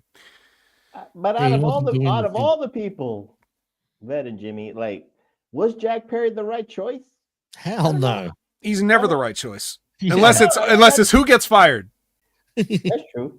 Again, I'm just saying, like, with this totally stacked deep rosters, Excalibur and probably Bryan Danielson will remind us every day, or Tony Schiavone, and I'm even thinking like Luchasaurus. I'm thinking of, Nick Wayne and Kip Sabian. I'm not saying that those are great replacements. I'm just giving names out there. It's like Jack Perry just came out of nowhere. You even having the Don Callis family, Josh Alexander, who could have took this spot. Hetch could have took the L's and shit like that. Even Lance Archer, but Jack Perry of all people. I'm just saying. I'm just mad. I'm robbed of the Darby and Okada match now. Yeah, true. I really wanted to see that. But speaking of want to see, it's FTR time for an in-ring promo. So the professor is now. Yes, the professor is now. This is his time to shine here and tell us about this little segment here where they call out the Bang Club and all this other stuff. I've always said, when you give them lemons and they make lemonade. So basically everything about this promo is about, I dare you. I was waiting and they kept saying, I double dare you to touch these AEW Tag Team Championships. I was waiting because, remember, the little nuances of TBS and TNT guys is they always run the Christmas Story movie. They do a Christmas Story movie marathon all the time around this time of the month. I was waiting for Dax the Axe to say, I triple dog dare you to touch these belts. Maybe we'll get it next week. I don't know. I'm just saying I was waiting for triple dog dare. I don't know why. That was in my notes, guys. But I like the pop for the Bang Bang Gang. And again, I think, is this for Winter is Coming that they're gonna have these tag team title match? Okay, so we get that match happening. So it is what it is for the promo. So like again, a filler because we know what's coming up for World's End, or we know what's coming up in a couple of weeks. The real guys are coming in the week after. There you go. The Death Riders cut a promo on Mark Briscoe. They've got issues with everybody now again. What's going on here, man? Sure. No, the issue, Jimmy, was Daniel Garcia is really, representing the Death Riders because he wants that TNT belt. So it is what it is, but it shows a united front. I'm sure. Very united. So united. Blue League match. Claudio versus Mascara Dorada. Now, the first time I tried to watch Collision, the feed that I watched cut this match the hell out. And then I saw the results later on. I was like, I thought this episode felt short. So I had to go back and find a different feed to watch. They didn't cut this match out for whatever reason. I didn't end up caring anymore, but Dorada did get the upset here. He hit him with the upset press off the top rope. So there you go. I actually will say this, Vet. I expected Dorada to win. I could not see Claudio having 9 points. I think from last year, when Kyle Fletcher kind of like ran through like the first couple of weeks, they wanted to make it a point, I think, to make sure that no one runs through, because Kyle Fletcher lost a lot of momentum last year when he like ran through the tournament and then kind of lost like in the finals or the semifinals, kind of like that kind of scenario. So I was looking at this match and I said, Dorada's going to win. And they'll call it an upset and all that stuff. But I was looking at the point bracket. He already had 6 points. And everybody probably in the arena thought, okay, this is an easy win for Claudio. He'll have 9 points. And kind of like make the intrigue that he's running away with this tournament. No, we can't have that. It's not a good look for him to almost run through it and be the overall leader like that. So I knew that Dorada had to win. I was expecting it and I got it. I think Tony wanted to make it a point to make sure that he did not catch himself having Claudio have 9 points all of a sudden, and then trying to like book it later on for him to falter. Can't do that to the new CMLL champion. That's just the way I got it, the way I looked at it. Well, you could also look at it that he's the brand new CMLL champion. You just beat him. So any way you look at it, you could make an argument one way or the other. I mean, things happen in sports all the time. Just ask the undefeated New England Patriots what happened when they played the Giants in the Super Bowl that year. You know, it's of course we know it was rigged, but I'm just saying since we're talking about booking anyway, you know, it's apropos. Mm-hmm. Tony Schiavone sits down with the Babes of Wrath and Mina Tony. Anything to say on this, Jimmy? You're already shaking your head. Same old shit, man. Tony was drunk, at least. He was zipping the wine. He cursed. They toasted. That was it. She's always saying stupid shit anyway. No, not Tony Storm. I'm talking about Tony Schiavone. He was drunk. He was drinking. He loves the women in wrestling. You all know that. He's always close to all the women. It's true. I'm being dead serious too. Well, he sobered up long enough to bring Swerve Strickland out to the ring. It's Swerve. So Swerve's out there doing a Swerve promo, and then Josh Alexander interrupts, and he says, "This is Don Callis's house now since you've been away." As if Don Callis wasn't there when Swerve was still there. But yeah. So anyway, Josh says, "I deserve a title shot." That's what he says. Is that how he rolls? Yeah, and then while Swerve is distracted with that, Shibata sneaks in and gives him a chop block, and there you go. Take that, Swerve Strickland. Great building blocks. That's all we need. Just building blocks in a promo, and then all the iterations combined. Don Callis family, the ops, and then of course Swerve and Hangman's gonna play out with all this stuff, all this friction. We love this. They just don't know what direction to go with. It's so exciting. Yeah. Speaking of exciting, I know Professor been waiting for this one, even more so maybe than the FTR. He may have been waiting for this one even more. But Lexi Nair is asking 12 belts money all the wrong questions, apparently. Am I excited? I'll say this, and this is a shoot, and how many nights know when the professor will shoot on this. This is 5 months too late. Everything we needed should have happened. All this, maybe the questioning herself, maybe the losing the momentum, should have started with Tony Storm at All In. Back then, she was 7 belts Monet, but then after that, she won like 10 more belts. That was the problem. So now they're trying to do this at the end of the year, and of course, the one title they picked her to lose one-on-one was the ROH belt, which no one cared, and 10,000 subscribers on Honor Club saw it at Final Battle. Whoop-de-freaking do. So that's the problem. Then you get into this promo, of course. What's her name? Layla Gray. Layla Gray, out of all the people, just came up to her trying to show off, to show her out and shit like that. So, of course, the receipt had to happen. But of course, if she's supposed to have this, questioning herself, she can't win the big one.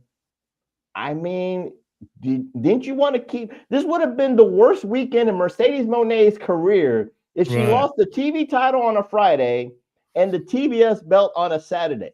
They just picked the wrong girl for her to even have that option happening. Layla Gray? No. You pick somebody you can believe to beat her, not Layla Gray. And if you wanted to do the worst 48 hours in Mercedes Monet's career in AEW, you might have gotten me that. They just missed the boat. That's all I'm saying. Where was Layla Gray beforehand to get these sort of wins? You know what I'm saying? Nowhere. Same place Josh Alexander was. Exactly. You know what I mean? And she goes MIA for long periods too. Suddenly we see her, then she's gone for 3 months, and then she's back, and now she beats Monet. Well, she's hanging out with Top Flight. You can't hang out with Skyflight. You can't hang out with Skyflight and then they expect fly all the time. She can't come back down. Yeah, she's always flying. I mean, come on. Well, apparently it seemed like she might have legitimately actually hurt her knee in this match. I don't know if you guys caught that at the end. After the fact, she seemed like she was limping around. I don't know if it's legit or not, but I don't know. We'll see. Well, it doesn't matter either way. We won't see her for another few months. Yeah, well, so. exactly right. Yeah. So yeah, that's basically yeah. I think you know, it's weird that you had Red Velvet make her big comeback and then lose only to then get a rematch and win. Not sure what the purpose of that was in the first place, but stupid. It's worth noting that that's what happened in case anybody forgot. And it would be very easy to forget. So yeah, so this match with Layla Gray, you know, it wasn't much. Statement maker, and then Christopher Daniels, because it's Skyflight. Christopher Daniels comes in and is like, hey, come on, let her go. You won. And she's like, all right. And then she kicks him in the balls. And then she grabs the headset and yells into it. Let me just ask you the greatest of all time. Yeah. Let me just ask you this, Bet. Like, from a creative standpoint, like, do you think what I just suggested, like her having like the worst 48 hours of her career in AEW, would that have made sense maybe long term, or that wouldn't have worked for what it is? Because eventually she has to lose all these belts, right? And then get the one that she's been wanting for all this time, the AEW Women's World Championship. But then my problem would be like, then why would I care about Chris Statlander? She is nothing. If we're just waiting she's a placeholder for her to get the ultimate prize. I'm just saying, but that's neither here nor there. I'm just saying, but booking wise, would that have been a good booking decision to do a 48-hour worst case scenario for Mercedes and then try to build empathy, or just to have fans laugh at her for having the worst 48 hours of her career? Well, it depends on what you want, but I don't think that they want her to have empathy, nor do I think she wants to have empathy, nor should she want to have empathy. I think that we should definitely be reveling in her misery.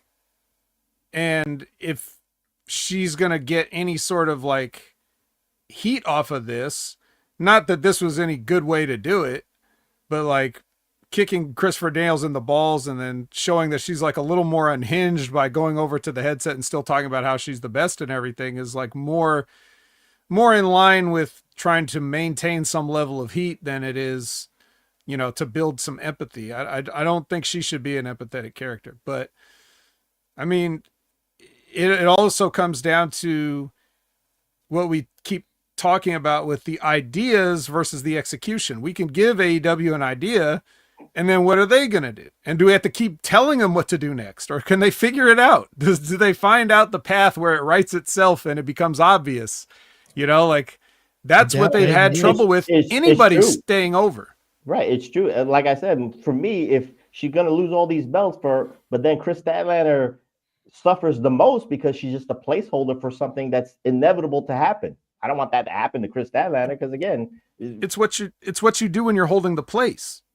Mm-hmm. If Statlander has a good run on Mercedes' way back to it, then it means something for both people. Mm-hmm. Hopefully. True. If you're doing a quick turnaround just to get the belt off of Statlander, then it doesn't mean anything for either person. So I don't know if Tony beating Mercedes was really the right choice. That was because when I fucked it up big time. Because I don't know what they really wanted to do. And I don't know if they have a plan.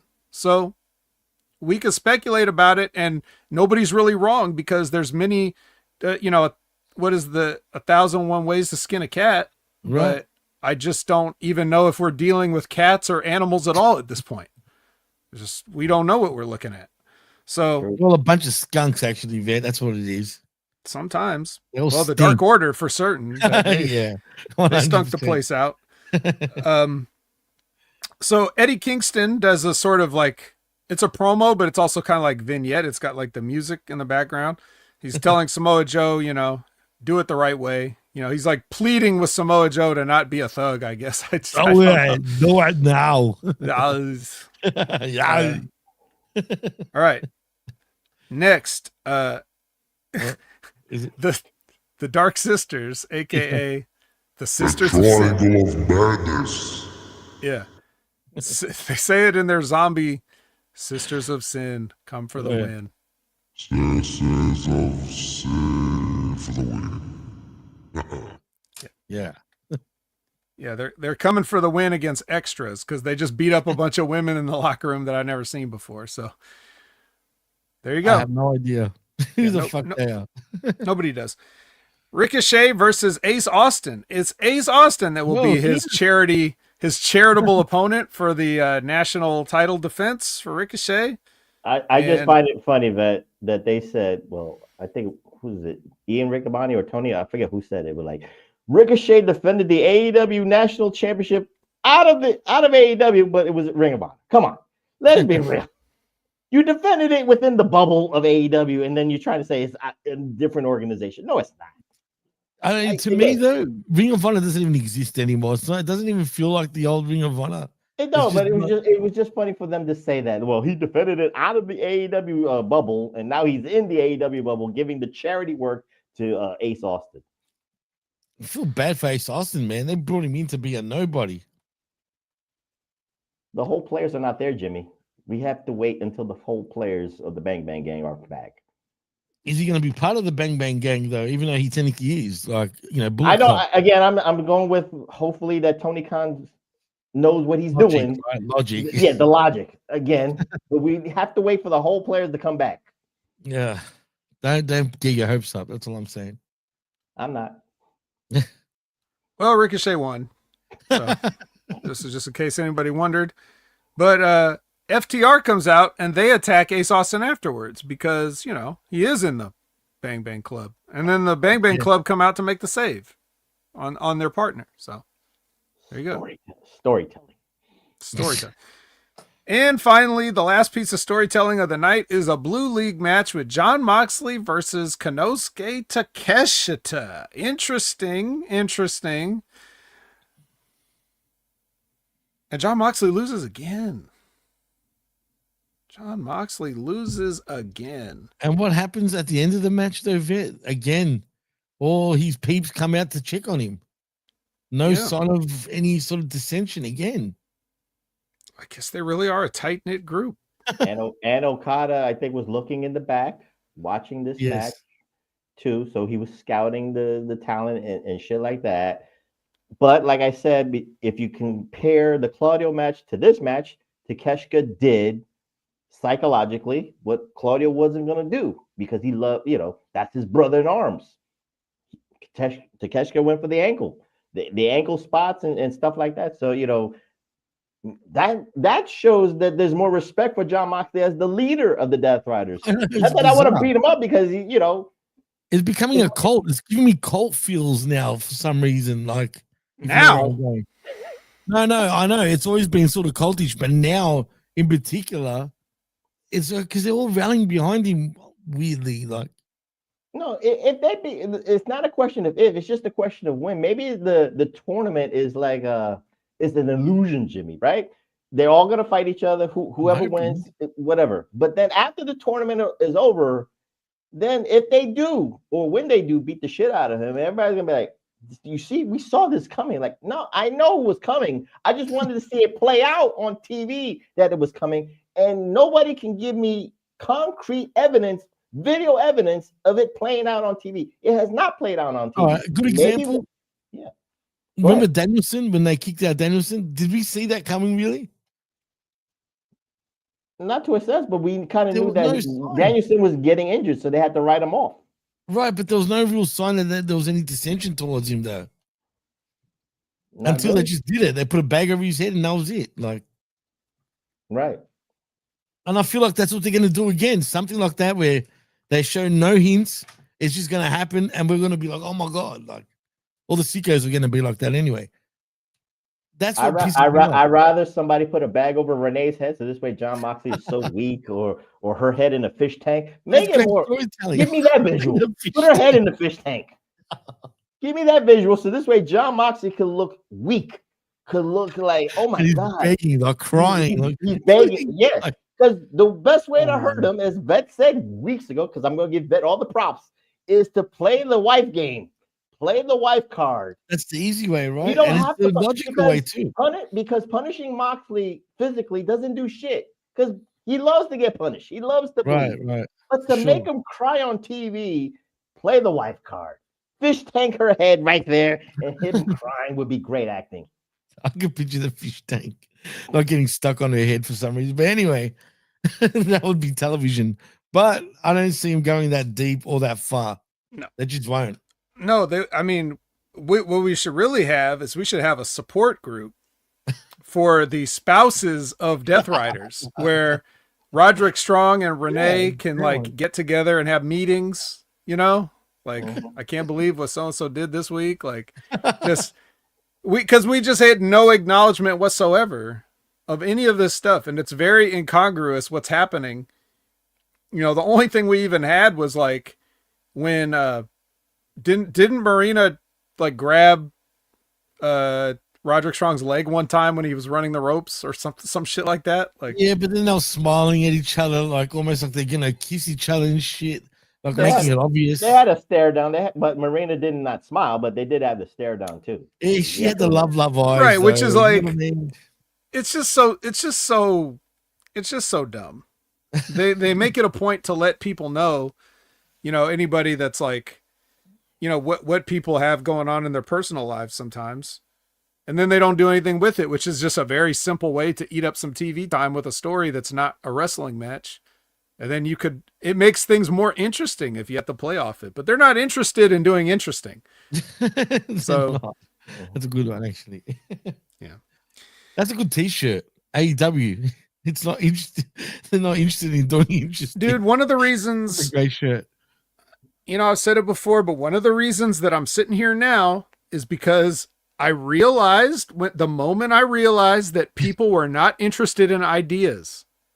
The wrestling business does not want ideas. But they're not interested in that. I don't get it, man. I don't know. They're just not. Nobody's ever like, if you think about it, there's certain facets of ideas that, let's say, tried and true, Vet and Jimmy, like this, that makes money. So money, it's all about making money, right? No, but new ideas. The scary part about new ideas, Jimmy, is because there's no evidence of making money on new ideas. So you're really taking a chance. Ugh. But that's what AEW was supposed to be with the alternative. New ideas, new directions. But sometimes they're going into the cyclical tried and true. And Tony Khan's tried and true is just having the match. That's it. That's it. Well, he's afraid. He's technically afraid of new ideas, but there's ideas that both sides they're comfortable with because it makes money, but new ideas scares them off because there's no evidence that it can make money. But ideas don't always have to be the money thing. No, I get you. I'm just saying, it's like that's where they go with. It's the bottom line, kind of like understanding of it. Yeah, I'm not saying I agree with it, but nobody wants to like. I don't want to change those things. You know, me saying I have an idea is not me saying we need to completely upend the table of the wrestling business and do everything differently. It's just details to enhance the money-making ideas. It's not changing the ideas themselves. It's adding new things and keeping things fresh and keeping things fun and keeping things easy. You know, like it's easy to have a thought in your head and be like, well, what if we do this? Because if you do it, it's not like your stock price is going to drop because it's just one little small detail on the show, but the fans will appreciate it. And if you can get people interested in those little ideas, little by little, they start to appreciate the product as a whole because they know that they're going to see little new things here. So anybody that's on top, you know, it's like if you go for Hogan and Andre, but you got Ricky Steamboat and Randy Savage, right? Like nobody had to lose on that. Everybody got what they wanted. It's just that there was one thing that people didn't know they wanted until they saw it. So when you give them that, you make a whole generation of new fans off of that. And they also still like Hulk Hogan, you know, it's just, that's what we're trying to do. We're trying to enhance. And once I realized that people just don't want to listen to you, I was like, well, what am I doing here? I don't need to be here. You guys got it figured out. So here you go. Exactly. But that's not the only reason. There's many other reasons, but I wouldn't trade anything I've done for what I'm doing now because I think the Wreckage is a wonderful institution full of new, old, and exciting ideas that we share freely here amongst the three of us and with all of you lovely viewers watching. Absolutely. And AEW. Yeah, for sure. Well, that's the Wreckage. Actually, we finished at our usual just under 2 hour mark of speaking AEW, and it was a great conversation. Obviously, all the way around. I really enjoyed the first half as well, talking about Cena. The first half, Jimmy, we were excited. It was the We second were. half with the AEW stuff that we were like, oh boy, we got to save We this. were. No, but you know what? Once we got into it, it's still I like know, the I thing know. about AEW. At least there's always You something. can hear the excitement of Vet talking about the first half, and then when the AEW review comes, you're like, oh boy, oh boy. Yeah, but at least they always give us something to talk about. That's the plus side about AEW as a whole. There's always something. It's our job. It's our job to make lemonade and chicken salad just like them. Absolutely, yeah, spot on, exactly. G-Ball saying, "Whoop whoop vet, it was just me." Yeah. Whatever that means. It means go check out JCW Lunacy every Thursday on YouTube.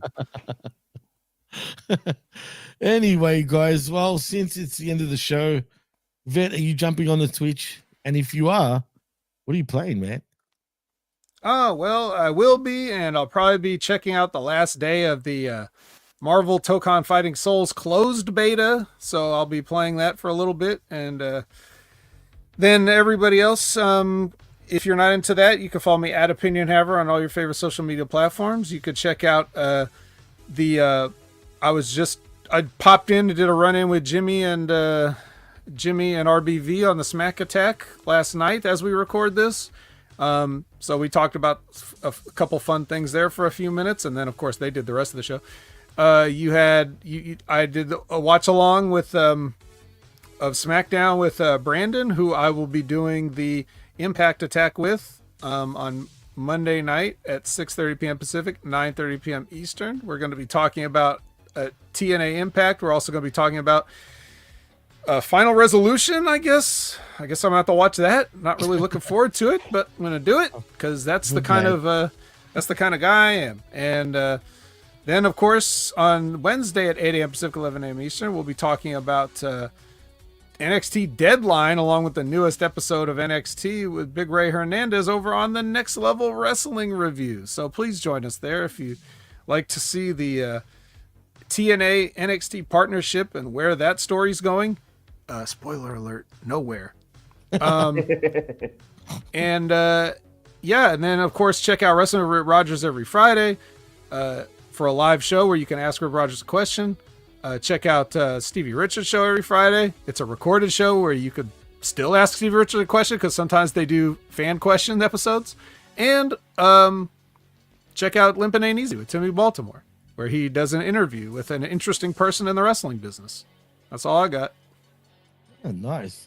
Very nice. Prof, tell them what you're doing and what's next for PWR.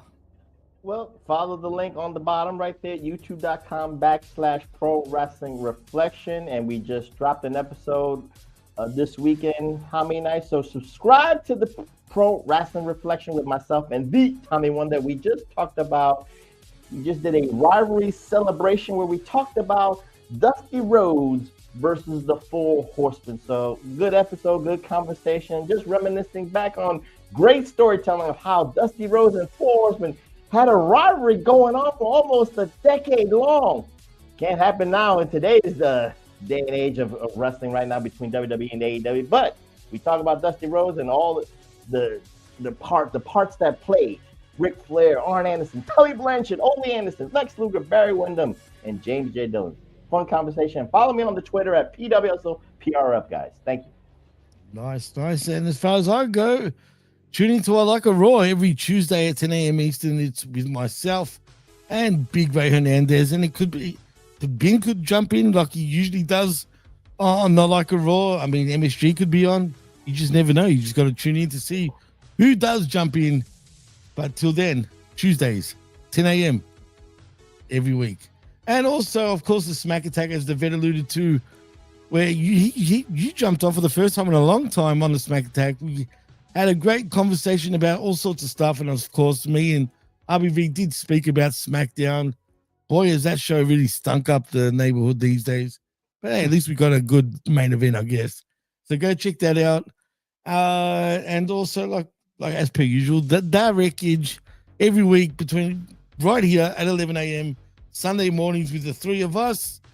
And I think that's a wrap. And I just want to say RIP to Larry one more time. I mean, that face, if only, a mother would love, obviously. But yeah, RIP to him, man. Yeah, it's sad that Punk had to lose and AJ had to lose their pet child, whatever you want to call him. But yeah, he was a good dog, it seems. But in saying that, I am Jimmy T. He is the best in the world, Jaime the Vet Williams. And of course, he is the magnanimous and the glorious Chabelo Vera Cruz. And you've been listening and watching The Wreckage. Boy! right here live on Homie Media Group's YouTube channel. And of course on channelattitude.com after the fact. There you go, Ray. I didn't screw it up again. Just quietly. I just wanted to point that out. Till next time, thank you all for joining us right here. And we'll see you soon. Peace.